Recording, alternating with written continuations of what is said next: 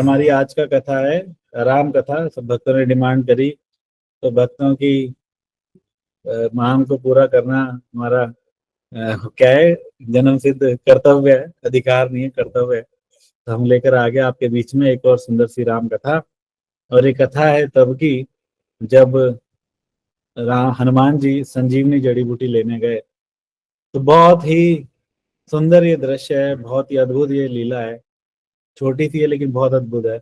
तो सुनते हैं और समझते हैं और सीखने का प्रयास करते हैं। भगवान की सब लीलाएं कुछ ना कुछ सिखाती हैं हमें, ठीक है। तो इससे भी हम बहुत कुछ सीखने का प्रयास करेंगे। हनुमान जी, कई बार तो मुझे लगता है रामायण हनुमान जी के लिए लिखी हुई है। इतनी अद्भुत रामायण जी का, हनुमान जी का चरित्र है, बहुत गजब। तो चलो एक रामचंद्र जी का प्रणाम मंत्र कर लेते हैं।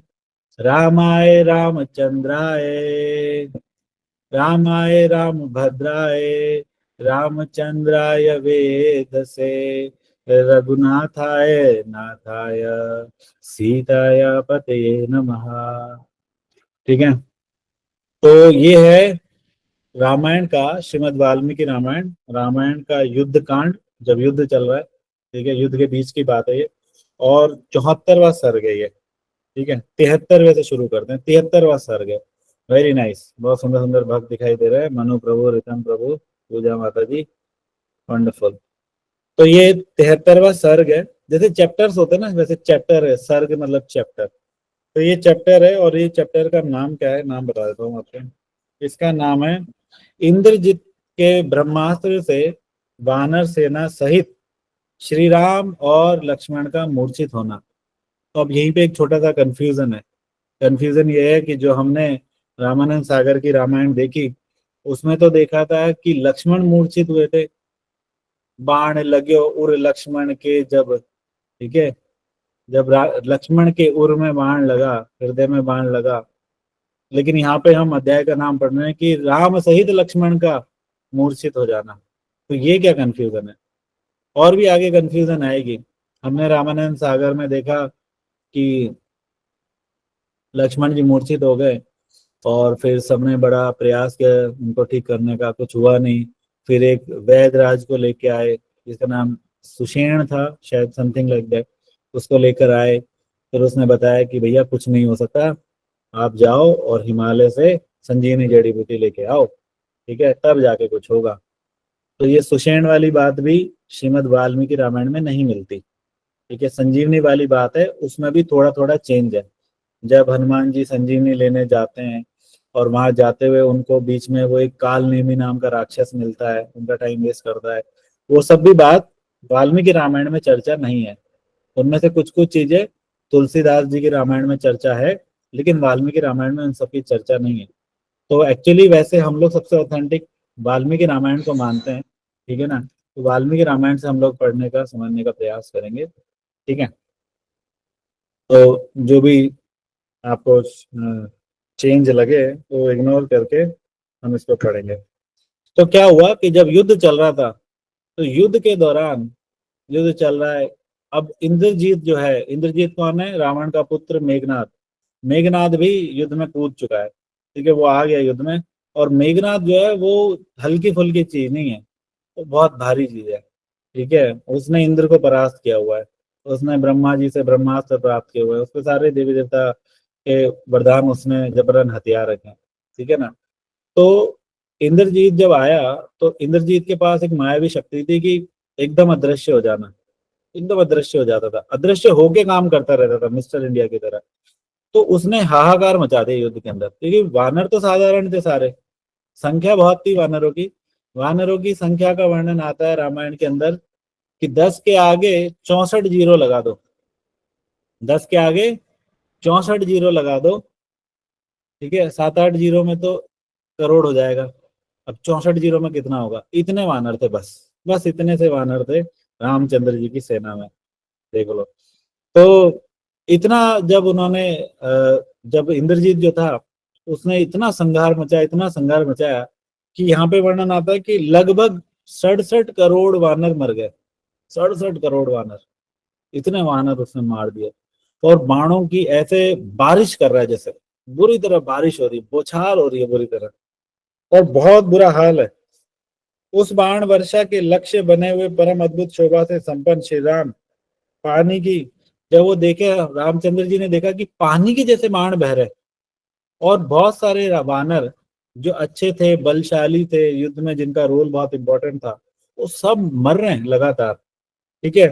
तो रामचंद्र जी ने रावण से बोला, राम इससे लक्ष्मण से बोला, लक्ष्मण से रामचंद्र जी क्या बोले कि लक्ष्मण, ये जो इंद्र का द्वेषी ये राक्षस है इंद्रजीत, तो इंद्रजीत जो है वो ब्रह्मास्त्र का सहारा लेके इतने बाण मार रहा है, और इतने असहनीय बाण मार रहा है कि किसी भी वानर से वो झेले नहीं जा रहे, सारे वानर मरते जा रहे हैं। और बल्कि वानर ही नहीं, तुम और मैं भी बहुत घायल हो चुके हैं। रामचंद्र जी को भी बाण लगे, लक्ष्मण को भी बहुत सारे बाण लगे, तो तुम और मैं भी बहुत घायल हो चुके, और ऊपर से बीच बीच में अदृश्य और हो जाता है पट्टा, गायब हो जाता है। तो इस पे वार करते हैं तो वो तीर ही हवा में हमारा निकल जाता है। तो ये तो बड़ा इसने मुसीबत कर दी है। ठीक है। फिर बोले कि ये हो ना हो, ये ब्रह्मा जी का दिया हुआ अस्त्र है, ये ब्रह्मास्त्र है, तभी ये इतना इसने क्या कहते हैं, हाहाकार मचा हुआ है युद्ध के अंदर।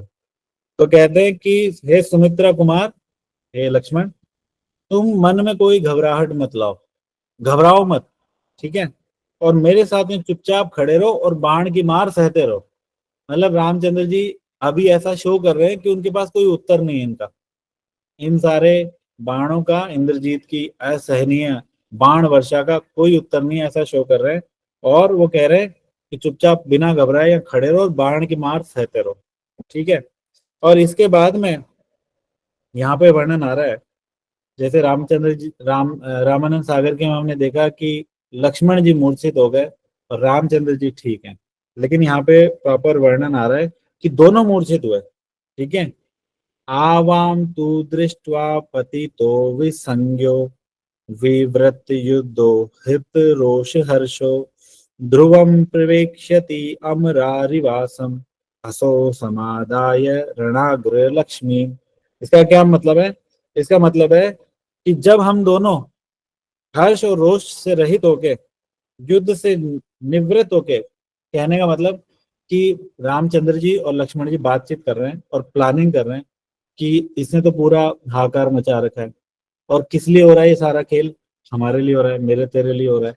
तो एक काम करते हैं, ये अभी काबू में आ नहीं रहा, ये आज ये भारी है, कल हम भारी हैं, युद्ध में ही चलता रहता है, कभी कोई भारी कभी कोई भारी। भगवान को युद्ध को इंटरेस्टिंग बनाना होता है, एक तरफा नहीं लड़ाई लड़नी होती। तो भगवान ने सोचा, भगवान लक्ष्मण जी को कह रहे हैं कि एक काम करते हैं, तुम और मैं दोनों अचेत होके बेहोश हो जाते हैं। ठीक है। और ऐसा दिखाते हैं कि हम मर गए। ठीक है, मतलब अचेत हो गए। तो क्योंकि अगर ऐसा करेंगे तो ही ये रुकेगा, और अगर ये नहीं रुका तो इसने सत्यानाश मचा देना है, सबको मार देगा, ये जाने कितने वानर हमारे मर जाएंगे। तो वानरों की रक्षा के लिए जो लक्ष्मीपति भगवान रामचंद्र जी हैं और जो लक्ष्मण है, वो दोनों ने डिसाइड किया कि हम अचेत होके गिर जाते हैं, और ये जो इंद्रजीत है ये चुपचाप अपनी जीत का जश्न मनाते हुए वापस लंकापुरी में लौट जाएगा। तो दोनों भाई रामचंद्र जी और लक्ष्मण जी, उनके बाण तो लगे हुए ही थे, तो अचेत होके गिर गए। और गिर गए, गिरने के बाद में जब वो इंद्रजीत था उसने खूब मेघनाद किया, मतलब बादलों की सी गर्जना करी, और फिर वो अपने पुर में, मतलब अपनी लंकापुरी में निकल गया। अब इसके बाद में वो चला गया, युद्ध थोड़ा विराम हो गया उस समय के लिए। जब विराम हो गया तो जो लोग सुरक्षित थे, जैसे विभीषण हो गया, हनुमान जी हो गए, तो ये सब लोग घूम रहे हैं, सब लोग देख रहे हैं यार किस किस को क्या हो गया, इनको ठीक करो। है ना, युद्ध के बाद देखते हैं ना कि यार कौन कितना बचा हुआ है, किसी को पानी की जरूरत है, किसी को दवाई की औषधि की जरूरत है, ठीक करो, संभालो सबको, तो सबको संभाल रहे हैं। तो विभीषण अलग घूम रहे हैं, हनुमान जी अलग घूम रहे हैं, सब जगह चल रहा है। तो जामवान जी जो थे, जामवान आप सब जानते हैं, रीछ राज जामवान जो रीछ थे, जामवान जी वास्तव में ब्रह्मा जी के पुत्र है, डायरेक्ट पुत्र है ब्रह्मा जी के। ठीक है। और वो उस समय बहुत बूढ़े हो चुके थे। ठीक है। तो जब बूढ़े हो गए थे और उनके शरीर में बाण सबको लगे थे, इंद्रजीत इतना खतरनाक था, उसने सबको बाण मारे थे, कोई नहीं बचा था। तो इंद्रजीत तो इनके शरीर में, जामवान के शरीर में बहुत बाण घुस गए थे, और बहुत सारा खून भी बह गया था, तो बिल्कुल वो ऐसे हो रखे थे निढाल। ठीक है। उनको कुछ समझ नहीं आ रहा था, तो पड़े थे एक कोने में। तो विभीषण जी ने उनको ढूंढ लिया, और विभीषण जी उनके पास आए। विभीषण जी बोले कि हे आर्य, ये जो इंद्रजीत ने बाण मारे हैं, आपके प्राण निकल तो नहीं गए प्रभु? ऐसे करके बोलते हैं। आप जिंदा तो हो, जीवित तो हो। तो जामवान जी जो हैं वो बोलते हैं कि देखो भैया, मुझे कुछ ना दिखाई दे रहा, मैं तुम्हारी आवाज पहचान के बस मैं समझ पा रहा हूँ कि मैं विभीषण बोल रहा हूँ। बोले ठीक है प्रभु जी, ठीक है। उसके बाद बोलते हैं इमीडिएटली नेक्स्ट लाइन सुनो, आप कितनी बढ़िया लाइन बोल रहे हैं। जामवान जी लेटे पड़े, ठीक है, उनको कुछ पता नहीं हुआ क्या हो रहा है युद्ध के अंदर। उनको पता चल रहा है कि भैया इंद्रजीत ने आज बहुत गदर मचाई है। और वो कह रहा है मैं तो कुछ देख भी नहीं पा रहा हूँ, और मैं तो तुम्हारे स्वर से समझ पा रहा हूँ कि तुम विभीषण हो। जैसे हम किसी की आवाज से पहचान लेते हैं कि भाई ये तो वो बोल रहा है, तो बोले मैं पहचान रहा हूँ कि तुम विभीषण हो। तो विभीषण मुझे एक बात बताओ, इतनी सुंदर बात बोली, विभीषण मुझे एक बात बताओ कि जिसको जन्म देने से अंजना देवी और वायुदेव दोनों धन्य धन्य हो गए, ठीक है, वो वीर श्रेष्ठ हनुमान, वो जीवित हैं, वो ठीक है? तो ये जो सवाल था, इस सवाल में एक बड़ी विसंगति है, बहुत अलग तरह का सवाल है ये। आपको लगेगा कि नॉर्मल सवाल है, लेकिन जब आप इसको ध्यान से पढ़ोगे ना, इसके स्पिरिट में जाओगे, तो आपको लगेगा कि ये सवाल बड़ा अजीब है। अजीब पता है क्यों है? क्योंकि ये बात विभीषण भी पूछ रहे हैं। कि अजीब इसलिए है क्योंकि राजा के मरने से जीवित रहने से युद्ध का डिसीजन होता है। मान लो आपकी सेना सही सलामत है, लेकिन राजा मर गया, आप हार गए, ठीक है। और सबसे पावरफुल भी राजा होता है, सबसे इंपॉर्टेंट भी राजा होता है, और यहाँ पे राजा का भाई भी है, रामचंद्र जी लक्ष्मण जी दोनों है। तो जामवान जी को वास्तव में पूछना चाहिए था कि रामचंद्र जी और लक्ष्मण जी ठीक है क्या, लेकिन उसने पूछा हनुमान जी ठीक है क्या। तो विभीषण कहते हैं कि हे रीछ राज, आप दोनों राजकुमारों महाराजों को छोड़ के केवल पवन पुत्र हनुमान के लिए क्यों पूछ रहे हो? ठीक है ना। बोले कि आपका जो प्रेम है, जामवान को कहते हैं, आपका प्रेम ना तो सुग्रीव पर है, ना अंगद पर है, ठीक है, ना रामचंद्र जी पर भी इतना स्नेह है। मतलब ऐसे होता है ना कि मान लो मैं मर रहा हूं तो पहले अपने बेटे को याद करूंगा, ऐसे ही तो होता है, अपने लोगों को ही याद करते हैं, जो सबसे प्यारा होता है उसी को तो याद करते हैं, ठीक है ना। तो कह रहे हैं कि आपके प्राण निकलने जैसे हो रहे हैं, ठीक है, और आप याद कर रहे हो हनुमान को, ना अपने अपने राजा सुग्रीव को याद किया, ना राजा रामचंद्र जी को याद किया, लक्ष्मण को नहीं किया, अंगद को नहीं किया, किसी को याद नहीं किया आपने। ये अनम्यूट हो गया, किसी का देख लेना। तो आपने हनुमान जी के प्रति इतना प्रेम क्यों दिखा? ठीक है, तो इसका बड़ा सुंदर उत्तर जामवान जी देते हैं। जामवान जी कहते हैं विभीषणो वच श्रुत्वा जाम्बवान वाक्यम अब्रवीत शृणु नेत्र शार्दूल यस्मात् पृच्छामि मारुतिम। तो जामवान जी क्या कह रहे हैं कि सुनो, तुमने पूछा है तो मैं बताता हूँ मैं हनुमान जी के बारे में क्यों पूछ रहा हूँ। इसके बाद में बोलते हैं, अब सुनना सारे ध्यान से, सारे काम छोड़ दो 2 सेकंड के लिए। क्या कहते हैं? अस्मिन् जीवति वीरे तु हतम अपि आहतम बलम हनुमति उक्षितम प्राणे जीवंतो अपि मृतावयम। ये जब श्लोक मैंने पढ़ा तो मेरे सच में रोंगटे खड़े हो गए, इतना अद्भुत जामवान जी ने बोला।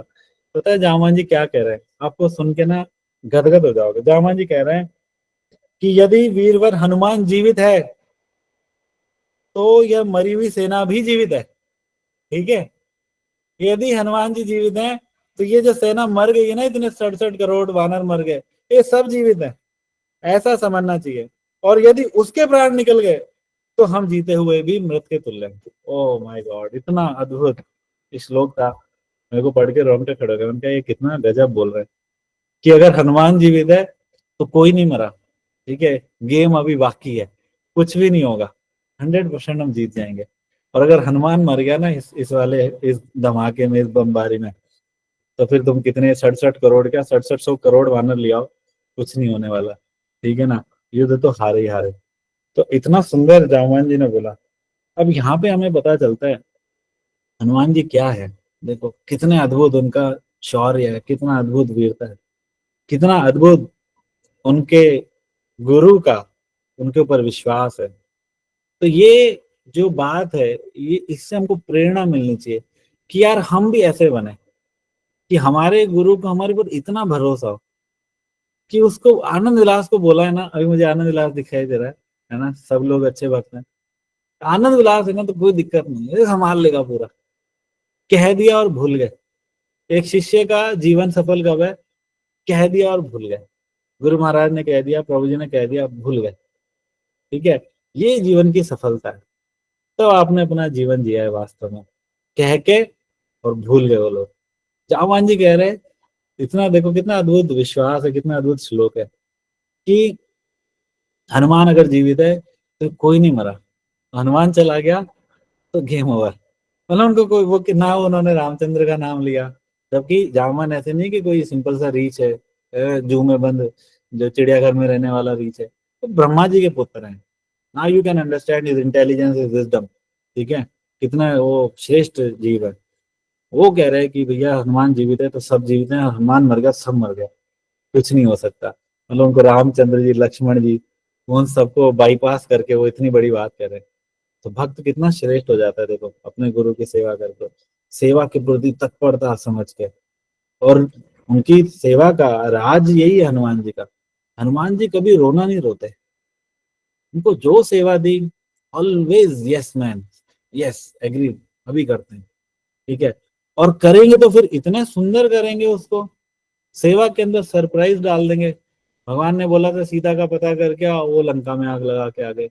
ठीक है ना, इतने एक दो राजकुमारों को वहीं निपटा के आ गए, अक्षय कुमार को मार सहारा, लू में लपेट लंका को जा रहा है ना, अक्षय कुमार को वहीं मार दिया था, रावण के पुत्र को, दो तीन पुत्रों को मार दिया था। ठीक है ना, तो ये हनुमान जी की विशेषता है, इतने सुंदर सेवक है, इतनी जबरदस्त उनकी सेवा है। इसलिए जहाँ पे हनुमान जी की ग्लोरीज का वर्णन है, इससे पहले वाला, उसको बोला था सुंदर कांड, सुंदर भक्त की सुंदर सेवाएं, सुंदर कांड। तो ऐसा भक्त बनने का हमें प्रयास करना चाहिए कि हमारे गुरु कुछ बोले और फिर भूल जाए, बिल्कुल निश्चिंत। ठीक है, ऐसा नहीं कि उनको बार बार हमें चेताना पड़े, जगाना पड़े और ये सब चीजें करनी पड़े। नहीं, बिल्कुल, जब बस हमें सेवा दे दी, खत्म बात। अब हम सेवा करके आएंगे और इतनी सुंदर करके आएंगे, बिना रोए करके आएंगे, उसके अंदर इम्प्रोवाइजेशन करेंगे, कुछ नया करेंगे, एक्सपेक्टेशन से ज्यादा रिजल्ट्स लेके आएंगे। इसलिए हनुमान जी हमारे रोल मॉडल है। हनुमान जी के पास हमें इसलिए नहीं जाना चाहिए कि हनुमान जी लो 11 रुपए की बूंदी और मेरा काम करा दो, मेरा ठेका पास करवा दो, या मेरा ये करा दो, मेरा वो करा दो, नौकरी लगा दो, बेटा दे दो, शादी करा दो। ठीक है ना, इसके लिए नहीं है हनुमान जी। राम काज करीबे को आतुर, राम काज करने को आतुर है, तो उनसे राम के काज के लिए ही जाना चाहिए, राम के काज सीखने के लिए उनसे जाना चाहिए। ठीक है ना, उनके पास फालतू चीजों के लिए जाके उनको परेशान नहीं करना चाहिए, इतने महान भक्त है राम। और जो भक्त इतना सुंदर होता है, आप देखो यहाँ पे क्या पता चल रहा है कि प्रेम तो है ही डेफिनेटली जामान को हनुमान जी पे, लेकिन भरोसा कितना है, भरोसा कितना श्रेष्ठ है। प्रेम तो सबके प्रति है, ठीक है, प्रेम भावना स्नेह भावना सबके प्रति है, लेकिन भरोसा कितनी ऊंची चीज है। इसलिए भौतिक जगत में आप देखो प्रेम सबसे ऊंची चीज है, लेकिन आध्यात्मिक जगत में जाओ तो भरोसा सबसे बड़ी चीज होती है। ठीक है ना, हो सकता है कि आपका आपस में आनंद विलास और रितम प्रभु का आपस में बहुत प्रेम हो, लेकिन हो सकता है कि कष्ट पड़ने पे मुझे याद करते हो क्योंकि भरोसा मेरे ऊपर हो, ये भी हो सकता है कि नहीं। तो भरोसा हमेशा श्रेष्ठ रहेगा, भरोसा हमेशा ऊंचा कहलाएगा। गुरु प्रेम सबको देते हैं, लेकिन भरोसा कुछ कुछ पे ही करते हैं। जैसे जामवान जी ने भरोसा किया हनुमान जी पे कि हनुमान है तो सब सही है, कोई दिक्कत नहीं है, सब हो जाएगा। हनुमान गया, सब गया, लुटिया डूब गई हमारी तरफ। तो फिर विभीषण ने बोला कि बहुत उत्तम बात कही आपने, वास्तव में हनुमान बिल्कुल सुरक्षित है, हनुमान को कुछ नहीं हुआ है, वो ठीक है, और बाकी ये हाल है, सारा हाल सुना दिया। तो बोले बोले मेरे पास बुलाओ हनुमान को जल्दी से। हनुमान जी आए, हनुमान जी ने प्रणाम किया, और जामवान जी ने उनको बोला कि हनुमान, तुम जानते नहीं तुम्हारी कितनी पावर है, तुम ये कर सकते हो, तुम वो कर सकते हो, सब कुछ बोला। और फिर बोला कि अब एक काम करो, ठीक है ना, बड़ी सेवा देने से पहले थोड़ा पंप करना पड़ता है। Yes Anand Vilas, you can do it, है कि नहीं। फिर आनंद विलास बोलेगा कि हाँ हाँ मैं कर सकता हूँ, हाँ, है ना। तो ये भावना नहीं होनी चाहिए कि मैं ही तो कर सकता हूँ, क्या होना चाहिए, हाँ मैं कर सकता हूँ, अपने गुरु के आशीर्वाद से, अपने गुरु की कृपा के प्रताप से हम कर सकते हैं। ठीक है, तो हनुमान जी बोल रहे कि बताओ बताओ क्या सेवा है। तो जामवान जी कहते हैं एक काम करो, यहाँ से अभी दक्षिण में हो तो श्रीलंका दक्षिण में है, तो यहाँ से सुदूर जाओ हिमालय की तरफ, उड़ते हुए जाओ, तुरंत जाओ और जाके वहां पर आपको हिमालय पे 4 संजीवनियां मिलेंगी, 4 औषधियां मिलेंगी, वो औषधियां लाओ, इन सबको ठीक करना है और रामचंद्र जी और लक्ष्मण को भी मूर्छा से निकालना है। तो कहते हैं कि उन 4 संजीवनियों के नाम बताते हैं, मृत संजीवनी, विशल्य करणी, सुवर्ण करणी और संधानी। ये 4 औषधियों के नाम बताता है। क्या क्या है? मृत संजीवनी, विशल्य करणी, सुवर्ण करणी और संधानी नामक महाऔषधि। कि जाओ और जाके फटाफट इन 4 को लेके आओ। हनुमान जी, बस हनुमान जी शुरू, और हनुमान जी शुरू करते हैं तो फिर वो जंप लगाते हैं अपने क्योंकि वानर कूद मारते हैं ना, तो कूद ही मारते हैं एक पेड़ से दूसरा पेड़। अब हनुमान जी में कितने वानरों का बल है कि वो एक देश से दूसरे देश में कूदी मार रहे हैं। ठीक है, तो इतनी कूदी मारने के लिए नीचे जोर लगा के तो ऊपर उछलते हैं, तो नीचे जोर लगाते हैं तो वो पूरा जो जगह है पूरी धंस जाती है, तहस नहस हो जाती है, इतना प्रेशर बनता है। ठीक है, जैसे वो हम रॉकेट लॉन्च करते हैं तो पीछे सब कुछ फट जाता है, ब्लास्ट हो जाता है, आग लगती है ना, प्रेशर के लिए धमाका करना पड़ता है। तो हनुमान जी ने बहुत धमाका किया और शू, ठीक है, फ्लाइट टेक ऑफ कर गई, और वहां बिना थके बिना रुके और सूर्य मार्ग का आश्रय ले बिना थके मांदे शीघ्रता पूर्वक अग्रसर हो गए, और बहुत तेजी से हनुमान जी पहुंच गए कहाँ पे? कैलाश पर्वत। ठीक है, और कैलाश पर्वत के पास में उनको हिमालय शिला पे चले गए, जहाँ पे अब उसका सारा वर्णन है यहाँ पे वाल्मीकि रामायण में। वहाँ पे क्या है क्या नहीं है, ऐसा है वैसा है, ठीक है, वो आप पढ़ लेना, कोई दिक्कत नहीं है। मैं काम की बात करता हूँ। जब हनुमान जी वहां पे गए, हिमालय में जाके देखा, अब भैया अब क्या पता कौन सी जड़ी बूटी क्या है, सब दिव्य जड़ी बूटियां सब चमक रही हैं। ठीक है, तो रामानंद सागर वाली रामायण में दिखाते हैं कि कुछ देवी देवताओं ने, जो उनके केयर टेकर्स थे, उन्होंने कुछ कुछ प्रश्न पूछे। हालांकि यार वाल्मीकि रामायण में ऐसा कोई वर्णन नहीं है, कोई प्रश्न वश्न नहीं हुआ, कुछ पूछताछ नहीं हुई। तो क्या हुआ कि एक गड़बड़ हुई। तो गड़बड़ ये हुई कि सारी जो औषधियां थी, क्योंकि वो औषधियां जीवंत थी, ठीक है, कोई मृत नहीं होती, जीवंत थी, उनकी चेतना हाई होती है। पेड़ पेड़ पौधे तो हमारे भी जीवंत होते हैं, लेकिन उनकी चेतना लो होती है। लेकिन ये जो औषधियां थी, इनकी चेतना हाई थी बहुत, बातचीत कर सकती थी, समझ सकती थी। तो जैसे हनुमान जी गए, उनको पता नहीं था हनुमान जी कौन है, दुर्भाग्य। ठीक है, लोग भक्तों को पहचानते नहीं, दुर्भाग्य। तो जैसे ही वो गए, तो उन्होंने सबने अपने आप को छुपा लिया। ठीक है, अपनी लाइट डिम कर दी, छुपा लिया अपने आप को। तो जैसे ही छुपा लिया, यह उस उत्तम पर्वत पर रहने वाले संपूर्ण महाऔषधियां यह जानकर कि कोई हमें लेने आ रहा है, तो तत्काल अदृश्य हो गई, अदृश्य हो गई, छुप गई। ठीक है, तो यहाँ पे जब अदृश्य हो गई तो हनुमान जी को बहुत गुस्सा आया। बोले ये क्या बदतमीजी है, बहुत गुस्सा कर रहे हैं हनुमान जी, ये क्या बदतमीजी है, अदृश्य हो गई। तो यहाँ पे हमें पता चलता है कि संसार के जो लोग हैं, उनके पास ऐश्वर्य बहुत होता है, लेकिन वो कृपण होता है ना, कंजूस होते हैं, कंजूस, मक्खी चूस, कृपण, है ना, कृपण दुर्जन। तो संसार के लोगों के पास ऐश्वर्य है लेकिन वो कृपण है। तो ऐसे लोगों पे भक्त लोग बड़े क्रुद्ध होते हैं कई बार। हनुमान जी ने बोला, हनुमान जी क्या कहते हैं, हनुमान जी उनको बोलते हैं, हनुमान जी की आंखें लाल हो गई, हनुमान जी को बहुत गुस्सा है, हनुमान जी जोर जोर से गर्जना करने लगे, या ऐसे करके गर्जना करने लगे।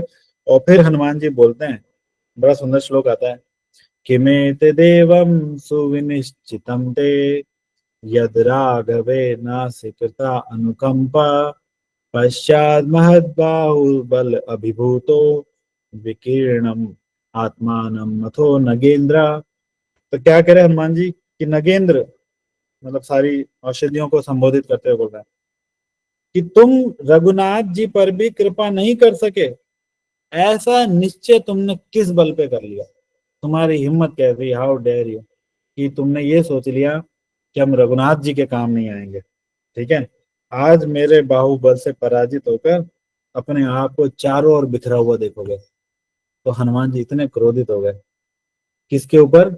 उन औषधियों के ऊपर जिन्होंने भगवान रामचंद्र जी की सेवा में जाने से अरुचि दिखाई, डिसइंटरेस्ट दिखाया। ठीक है ना। तो इससे क्या समझ में आता है कि भक्त लोग जो हैं वो संसार के जो अभक्त लोग हैं, नास्तिक हैं, देवी देवता के उपासक हैं, उनको चांस देते हैं। ठीक है ना। यहाँ पे हनुमान जी औषधियों से मांगने आए हैं, तो कौन किस पे एहसान कर रहा है? By the way, Hanuman ji एहसान कर रहे हैं औषधियों पे, औषधि एहसान कर रही है हनुमान जी पे या रामचंद्र जी पे? वास्तव में हनुमान जी एहसान कर रहे हैं औषधियों पे, उनको सेवा का अवसर देके रघुनाथ रामचंद्र जी की, क्योंकि रामचंद्र जी सारी औषधियों के क्या, इस पूरे जगत के चराचर के स्वामी है, तो उनको सेवा का अवसर देके उन पे एहसान कर रहे हैं। तो जब मान लो कि मैं आपसे कुछ भिक्षा मांगू, धन मांगू, ठीक है, तो वास्तव में कोई भी भक्त धन मांगे प्रचार के लिए, कोई सेवा के लिए, अपने लिए नहीं, अपने लिए मांगे तो गलत बात है, प्रचार के लिए, सेवा के लिए, भक्तों के लिए, गुरु के लिए, कथा के लिए, तो वास्तव में वो हमारे ऊपर उस भक्त के द्वारा किया जाने वाला एहसान है कि वो हमें भगवान की सेवा में लगाना चाहता है। और तब हमें इन औषधियों का अनुसरण नहीं करना चाहिए जो क्या कर रही है, जिनके पास है तो बहुत कुछ, जो है ऐश्वर्यशाली, लेकिन रामचंद्र जी की सेवा करने में कंजूसाई दिखा रही है और अदृश्य हो जा रही है। तो कई भक्त क्या करते हैं, कई लोग क्या करते हैं, अदृश्य हो जाते हैं, जैसे ही सेवा का आता है अदृश्य हो जाते हैं। ठीक है ना।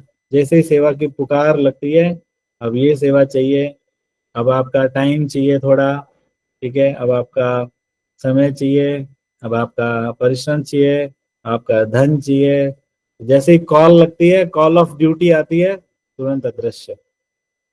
तो ऐसे नहीं करना चाहिए, अदृश्य नहीं हो जाना चाहिए। सेवा का अवसर जान के जो अपने आप को प्रकट कर दे, वही वास्तव में भक्त है। ठीक है। जो सेवा का अवसर जान के भी अपने आप को छुपा ले, वो औषधि जैसा है। लेकिन फिर भी सीनियर डिवोटी थे हनुमान जी, सीनियर डिवोटी, ठीक है। तो सीनियर डिवोटी की आ, आदत है, उनका भाव है करुणा करने का, तो कई बार ठोक पीट के, मार पीट के भी करुणा करते हैं। ठीक है।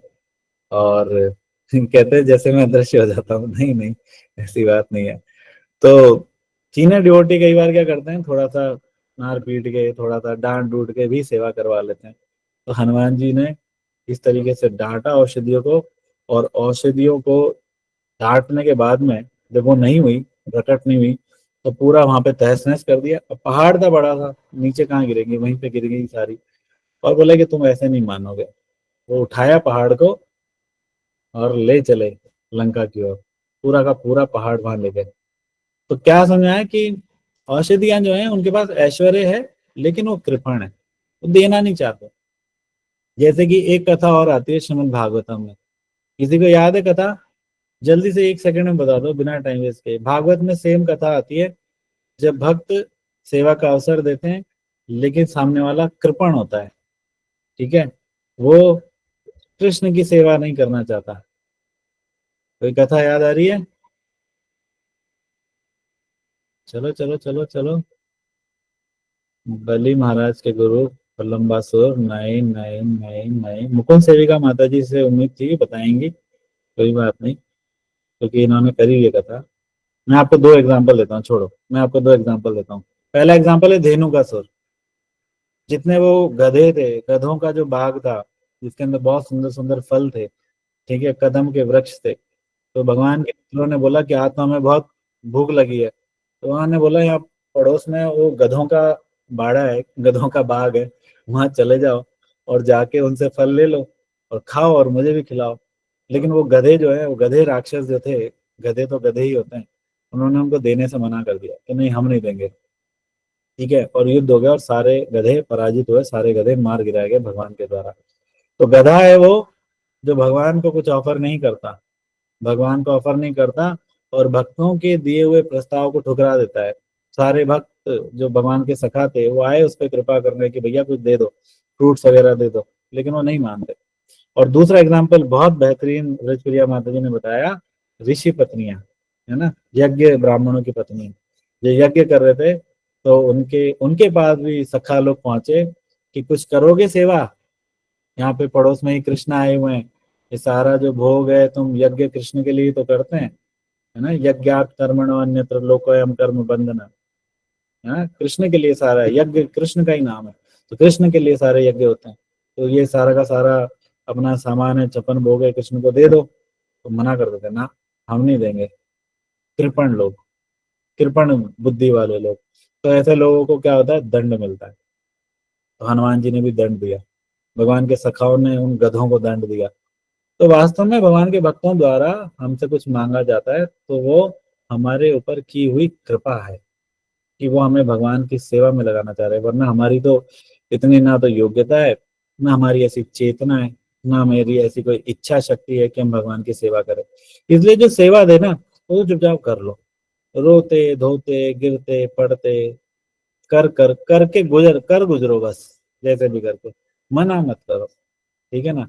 मना करने वाले, और पर्सनली मैं तो अपना बताऊं, मैं तो किसी को सेवा देता हूँ, मुझे मना कर देना तो थोड़ा मुझे अजीब लगता है, पता नहीं, ये मेरी कमी है, मेरा अनर्थ है सेवा, क्योंकि हम भी थोड़ा सा इसी नेचर के, हम सेवा मना नहीं करते, तो हम भी सोचते हैं कि सब लोग ऐसे ही बने, आप सब लोग ऐसे ही बनो, सेवा मिले तो मना मत करो, सेवा को कर दो।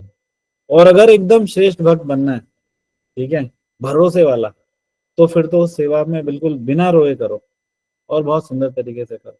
और जिन्होंने वास्तव में, जो लोग गुरु परंपरा पे भरोसा रख के, उनकी कृपा पे उनकी कृपा का आश्रय लेके जब सेवा को करते हैं, तो वो सेवा के अंदर कुछ डिविनिटी को फील करते हैं, ठीक है ना। उनको पता चलता है कि वास्तव में भगवान की कृपा से बड़े से बड़ा कार्य सध जाता है, छोटा मोटा कार्य नहीं था, संजीवनी जड़ी बूटी लेके आना, फटाफट आना है, फटाफट जाना है, ठीक है ना। तो लाइक भाविन हुआ था, लाइक भाविन प्रभु जी, ओके वेरी नाइस, यस। तो छोटा मोटा काम नहीं था, लेकिन हनुमान जी क्योंकि बहुत बड़े भक्त हैं, सुंदर भक्त हैं, तो बिना देरी किए राम जी के प्रताप से तुरंत उड़ चले और सारी जड़ी बूटियां लाए, जड़ी बूटियां ला के जामवान जी जो है, उन्होंने सबको ठीक किया, सबको ओके किया, और ओके करने के बाद में सब ठीक हो गए। और उसके बाद में अब इतना बड़ा पहाड़ तुम रणभूमि में रख दोगे, युद्ध कैसे होगा। तो एक नई चीज और यहाँ पे ही आपको पता चलेगी कि वो वापस पहाड़ को रखने भी गए, इतने अच्छे सेवक है, ठीक है ना। मतलब सेवा करके कचरा नहीं फैलाते, जैसे हमारे भाष हुए हैं ना, सेवा करके फिर लास्ट में सेंटर को साफ करके जाते हैं। तो उस जगह को भी साफ किया, उठाया अपना पर्वत हिमालय, और ले जाके रख दिया वापस वहीं पे। तो सेवा को बिगिनिंग से लेके एंड तक जो बहुत सुंदर तरीके से करे, जो बिना रोए करे, जो गुरु के आशीर्वाद, गुरु की कृपा पे पूर्ण आश्रित होके करे, वही हनुमान जी जैसा सेवक है, ठीक है ना। और जो भगवान की सेवा को आया जान के और अपने आप को छुपा ले, अदृश्य हो जाए, वो क्या है, वो कृपण है, इसको शास्त्रों में कृपण बोला गया, ठीक है। तो ये सुंदर सी कथा थी, मैं सोचा आज सब भक्तों ने बोला राम कथा लें, तो चलो इनका थोड़ा राम कथा आपको सुना दी, ठीक है। हरे कृष्णा। श्रीमद् वाल्मीकि रामायण की जय, जगत गुरु शिला प्रभुपाद की जय, परम करुणामय शिला गुरुदेव की जय, की जय, आपसे भक्तों की जय। कोई प्रश्न है तो आप लोग पूछ सकते हैं। हरे कृष्णा।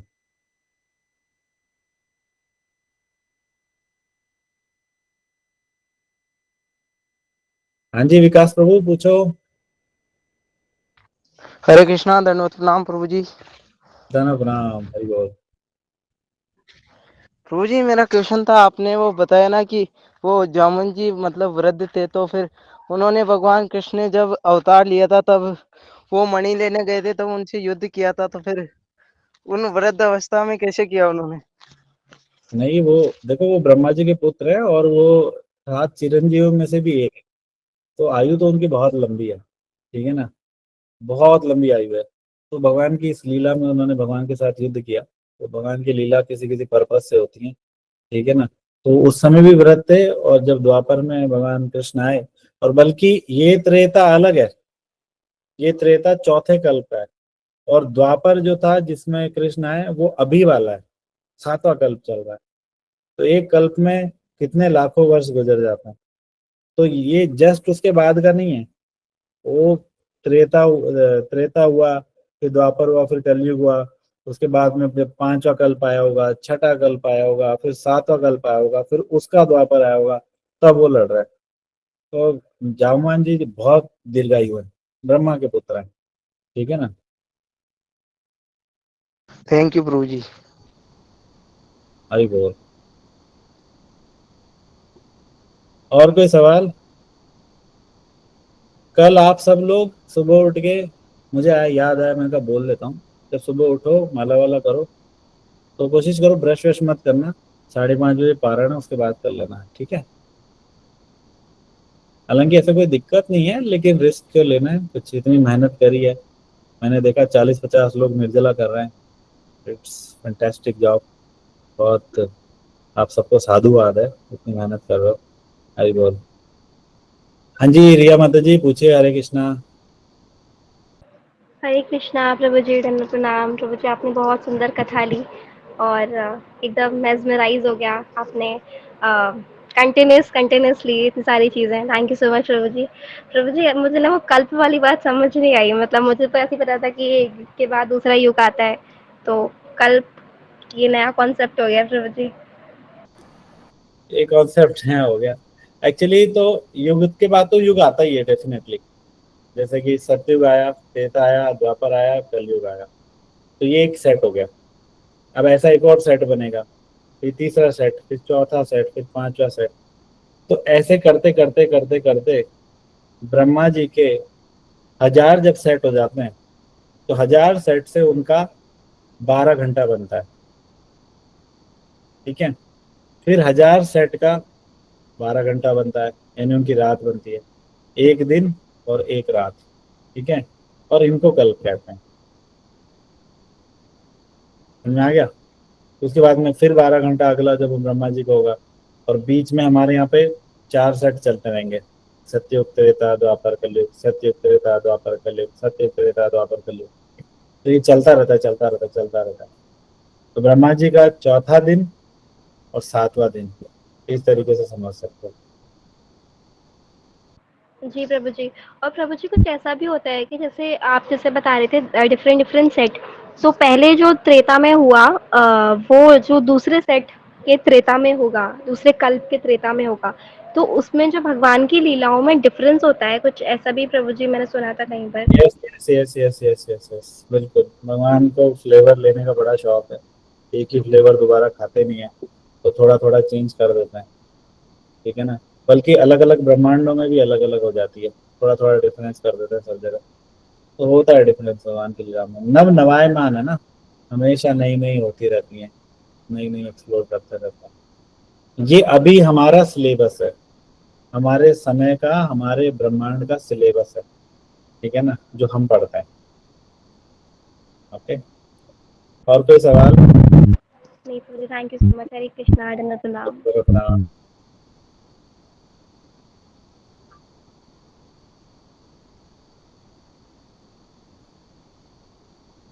हाँ जी, सनातनी माता जी पूछो। हरे कृष्णा प्रभु जी, दंडवत प्रणाम प्रभु जी। थैंक यू वेरी मच, आपने बहुत सुंदर कथा ली। प्रभु जी, मेरा प्रश्न था महाराज की बुक से जो हमने आज पढ़ी थी, उसमें प्रभु जी निष्क्रिय कर्म और अकर्म दोनों मुझे सेम से ही लगे, क्योंकि दोनों भगवान की प्रसन्नता के लिए करना होता है और उसके पीछे कोई मोटिव नहीं होता, पर्पस नहीं होता। तो प्रभु जी, इनमें एग्जैक्टली क्या डिफरेंस हुआ? हरे कृष्णा, दंडवत प्रणाम। निष्क्रिय कर्म तो वैसे कोई क्लासिफिकेशन नहीं है, तो वैसे उसी को बोल देते हैं। क्लासिफिकेशन जो है वो फलों के आधार पे, अलग अलग आधार पे अलग अलग क्लासिफिकेशन होता है। जैसे गाड़ियों का क्लासिफिकेशन है स्टाइलिंग के आधार पे, गाड़ियों का क्लासिफिकेशन है उनकी स्पीड के आधार पे, गाड़ियों का क्लासिफिकेशन है उनके इंजन के आधार पे। वैसे वैसे ही कर्मों का क्लासिफिकेशन है अलग अलग आधार पे, फल के आधार पे, बंधन के आधार पे। जैसे कि तो विकर्म हो गया, कर्म हो गया और अकर्म हो गया। इसी तरीके से आ, इसी में कर्म और पुनर्जन्म में और भी क्लासिफिकेशन है, मुझे याद नहीं आ रहा, अभी रिकॉल नहीं कर पा रहा हूँ, लेकिन अलग अलग आधार पे अलग अलग क्लासिफिकेशन होते हैं कर्मों के, ठीक है ना। क्रियमाण कर्म, संचित कर्म, वो फल, वो उसके वो भाग्य के आधार पर, तो ऐसे अलग अलग क्लासिफिकेशन बने हुए हैं, है ना। तो जो मेन टर्म जो है वो अकर्म है, निष्क्रिय कर्म इतनी मेन टर्म नहीं है, कभी कभी यूज हो जाता है, लेकिन वो इतना प्रोमिनेंट नहीं है। ठीक है ना। जी प्रभु जी, थैंक यू वेरी मच। हरे कृष्णा, दंडवत प्रणाम। धन्यवाद प्रणाम। सुदीप्ति माता जी। हरे कृष्णा, दंडवत प्रणाम प्रभु जी। मेरी आवाज आ रही है? बिल्कुल आ रही है। ओके प्रभु जी। प्रभु जी, मेरा एक क्वेश्चन था, क्योंकि ये मैं कर चुकी हूँ कई बार, तो जब मैं सही से कुछ करती तो नहीं, तो फिर बस एक चीज थी कि मतलब मैं जब कोई चीज करती रहती हूँ ना, तो क्या होता है कि अ, क्या होता है ना कि मतलब कोई ना कोई रहता है आस-पास, तो मैं सोचती हूँ ना कि इस वक़्त मैं सेवा कर रही हूँ ना, तो मेरी सेवा हो जाए, क्योंकि ये कहीं से चले जाए, कुछ हो जाए, कुछ बड़ा हो जाए, मैं बस कर लूँ किसी तरह। तो इसीलिए मैं ना करती हूँ ना कि कृष्णा थोड़ा-सा प्लीज़ मेरा हेल्प कर दीजिए, तो मैं कर लूँ ये सेवा। तो ये क्या गलत है प्रभु जी? मतलब मुझे लगा कि मैं उन्हीं को सर्व कर रही हूँ, फिर मतलब ये I am really sorry Prabhu ji, please बताइए। हरे कृष्णा, दंडवत प्रणाम। मुझे समझ ही नहीं आया क्या सवाल है। मतलब प्रभु जी, मैं मतलब कोई सर्विस करती हूँ ना, तो मुझसे कोई आस-पास होता है, तो मुझे लगता है कि लेट हो रहा है इसके लिए, मुझे देना है करके। तो फिर नहीं होता है ना, तो ये कुछ प्रॉब्लम होती है आस-पास, तो मैं सोचती हूँ ना कि थोड़ा-सा हटे, ये प्रॉब्लम हटे, तो फिर मैं तुरंत कर लूँ, क्योंकि आस-पास कोई ना कोई घरवाले होते हैं, तो फिर उनके सामने तो मैं कर नहीं सकती, तो मैं सोचती हूँ ऐसा। तो फिर ये गलत है क्या प्रभु जी? नहीं, ये तो अच्छी बात है, हम सभी ऐसा सोचते हैं, ठीक है ना। हटे तो हम सेवा करें। I can relate to this very much. मेरे साथ बहुत हो चुका है, डोंट वरी। यस, दीपान्विता माता जी, पूछो आप।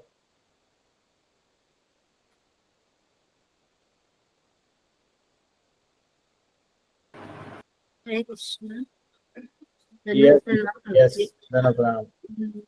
प्रभु जी, वो क्या बोलते हैं, मनंतर से रिलेटेड था क्वेश्चन कि यहाँ पर जो भगवत गीता में कृष्ण ने बोला है कि उन्होंने सेवेंथ मनंतर में वो मतलब प्रकट हुए थे, सेवेंथ मनंतर की द्वापर युग में। तो कितने सारे मनंतर होते हैं, या फिर मनु? दो तरीके से कैलकुलेशन चलता है एक्चुअली।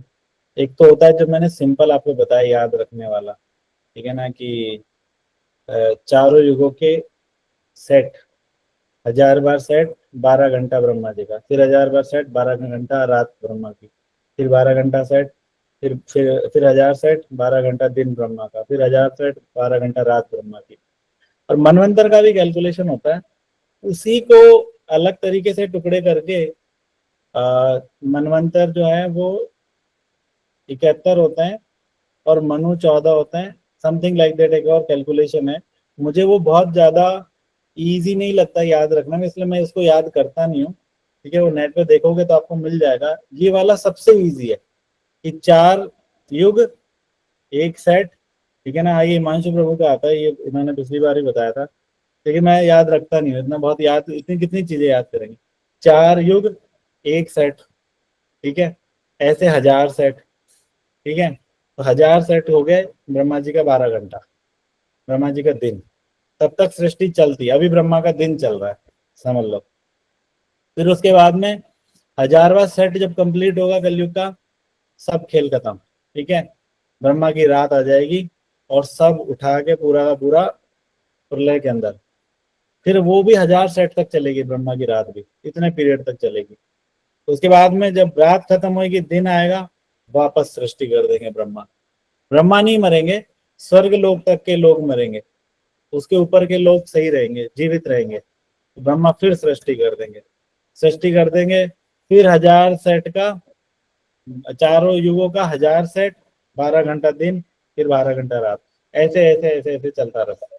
अभी हिमांशु प्रभु बता देंगे आपको मनवंतर का कैलकुलेशन। बताओ हिमांशु प्रभु जी। हरे कृष्णा प्रभु जी, धन्यवाद प्रणाम। प्रणाम।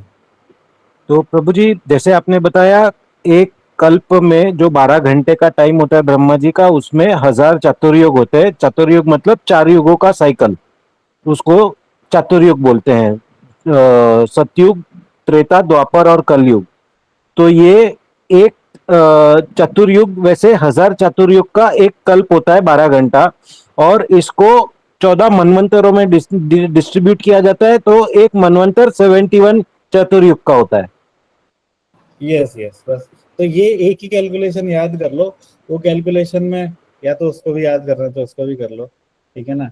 1000 सेट को वो जब डिवाइड करेंगे 14 से तो 71 आएगा। 14 गुणा 71 998 कुछ होएगा शायद, समथिंग लाइक दैट, ठीक है ना। तो ऐसे करके वो 1000 युग हो जाते हैं पूरे के पूरे, और इनके अंदर अलग अलग मनुओं का कार्यकाल होता है, ठीक है। थैंक यू हिमांशु प्रभु जी, भाई बहुत। जी प्रभु जी, आपसे ही सीखा है प्रभु जी। नहीं, आपकी हेल्प लेते रहेंगे, याद नहीं रहा तो अभी भी चलो, और कोई सवाल? तो यहाँ पे चैट पे कह रहे हैं आर्यन प्रभु कि जैसे उर्वशी ने वृद्ध स्त्री की एकादशी का फल खुद ले लिया, तो क्या ये सही है? ऐसे तो हम दूसरों के कर्मों का फल खुद ले लेंगे। देखो यार, आपकी बात ठीक है, लेकिन मैं आपसे ये पूछता हूँ कि आप जीवन में किसको फॉलो करना चाहते हो? Why do you want to follow Urvashi? Urvashi ज्ञान में श्रेष्ठ नहीं है। हाँ, वो क्या कॉस्मेटिक्स यूज करें उसको आप फॉलो कर सकते हो, कोई दिक्कत नहीं है। सुंदरता में फॉलो कर लो, लेकिन ज्ञान में फॉलो मत करो, कार्य में फॉलो मत करो। क्या ज्ञान में आपको फॉलो करना है? ज्ञानियों को, शरणागत भक्तों को, सेवा भावी भक्तों को, पढ़ने वाले भक्तों को, ठीक है ना। मटर गश्ती वो करने वाले भक्तों के साथ नहीं घूमना, ठीक है। तो ऋषि को क्यों फॉलो करना है? वो कर रही है, जिसको करने दो, आपको क्या मतलब। आपको तो मौका मिले तो अपना फल भी दे देना, ठीक है। आर्यन जांगिड़ को दे देना, उसने भक्ति दी आपको। और प्रभु जी सोना कब है? एकादशी के दिन तो सोते ही नहीं है। ओह, अब क्या होगा? तो एकादशी के दिन ना सो तो अच्छा है, लेकिन सो जाना, कोई बात नहीं। जब कथा खत्म होए सुनते सुनते सुनते सुनते सो जाना, ठीक है ना, कोई बड़ी बात नहीं है। और कोई सवाल है तो सवाल पूछो।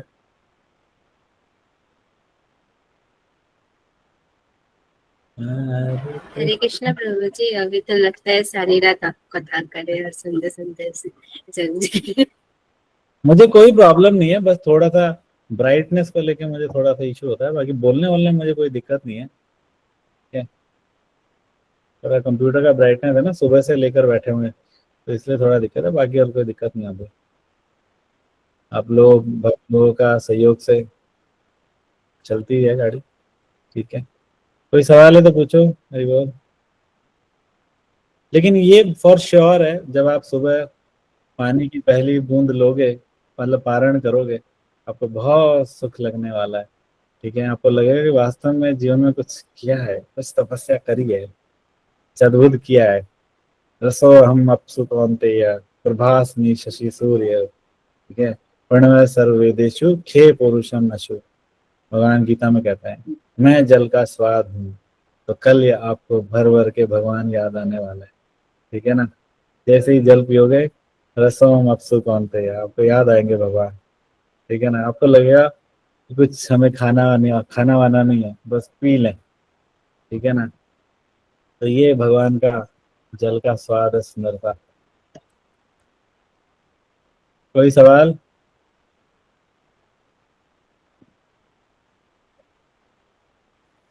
हरे